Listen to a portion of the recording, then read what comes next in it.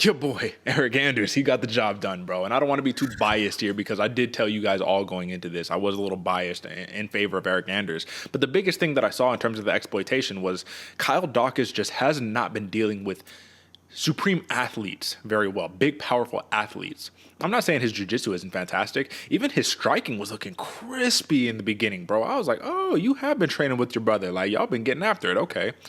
But as soon as you get into those clinch situations, as soon as you try to force the fight to the ground, it becomes a little difficult when you got a behemoth like Eryk Anders on top of you sprawling, you know what I mean? Those hips are really just like, fending off the takedown.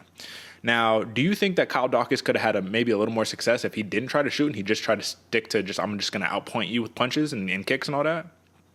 I think he could have, especially because he was a longer, taller fighter in there. Keep Anders at bay with some kicks, some jabs, really get him frustrated and not thinking clearly as far as the game plan. I think that would have been a little bit better of a route. I mean, we saw what happened once they decided to take this fight to the ground. Was not a good look, especially because of the power differential. And that's what I'm going to keep coming back to for this fight, man. That was the biggest thing to me. For any position they were in, whether it was the clinch, even in the punches and the kicks, as well as on the ground game, man, Anders was just so much stronger than Daukaus. I think and you said this in the beginning, Derek, I think it would benefit Daukaus very much to go down to 170. He'd be even taller, even bigger than everybody else. Sure, it's going to be a lot of a weight cut for the man, but you're not going to have to deal with behemoths like Eryk Anders and the rest of the 185-pound crew because it was a very noticeable difference right there for Daukaus.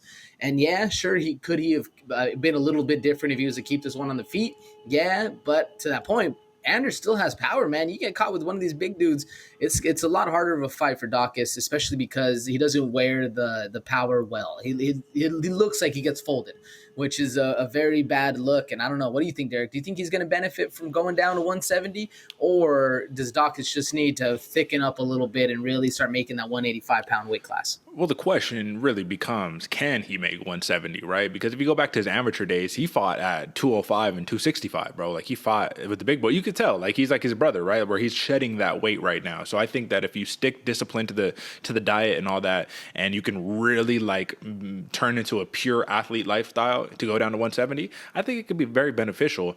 You do have to wonder, though, because when he's getting hit with these shots, man, he's getting dropped. Same thing with the Matt Schnell. Are you just starting to wear it a little bit, right? Is it a little easier? And then at 170 pounds, we got a bunch of these wrestlers, but his jiu-jitsu is fantastic. So it would be interesting. He's already silly long for the division at 185. For 170, he would have some Kevin Holland type, you know what I mean, measurables. But you're right, man.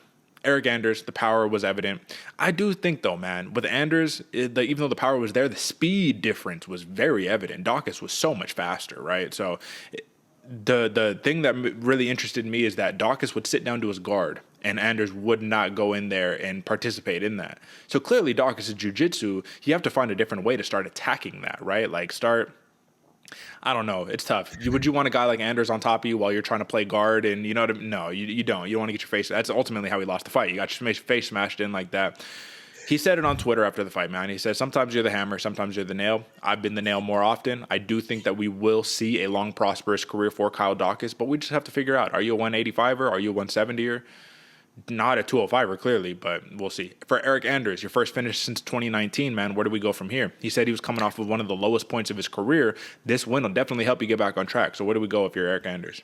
Man, this is a big win for Eryk Anders going forward, man. And for somebody who really up and down in the eyes of the fans as well as the people, but he's been getting some work in. Where do we go for Eryk Anders? I think we throw him another 15 to 20 rank. I was trying to look up his Tapology rankings, and it's literally not even a number by his name.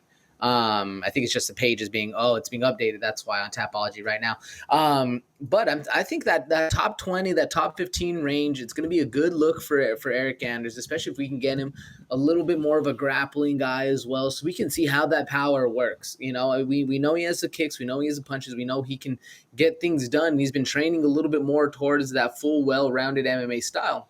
Now, if we can give him somebody a little bit more wrestling oriented, another big guy, another big powerful guy, I think we're going to start to see how Eryk Anders has really started to come into his own as far as a fighter.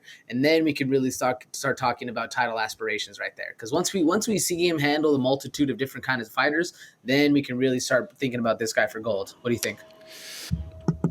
I'm a big fan of Eryk Anders, brother, but gold right now at this stage of the career, I just think that's a little, I think there's a lot of players in line for that right now, and I think that Anders has to put a couple of more wins together to like be talking about gold. But I do think like at this stage of the career, you're a fun fighter, man. Put on these fights, put together a win streak, and then let's talk about titles. But like let's talk our way into the top 15 first. You know what I mean? So slow and steady wins the race. But I do think Eryk Anders will have no problem finding his own, especially you know what I mean, when we can solidify a weight class, because he was going up and down between 205 and 185. So let's just solidify the weight class and then move forward. Fantastic performance. That's really the key right here.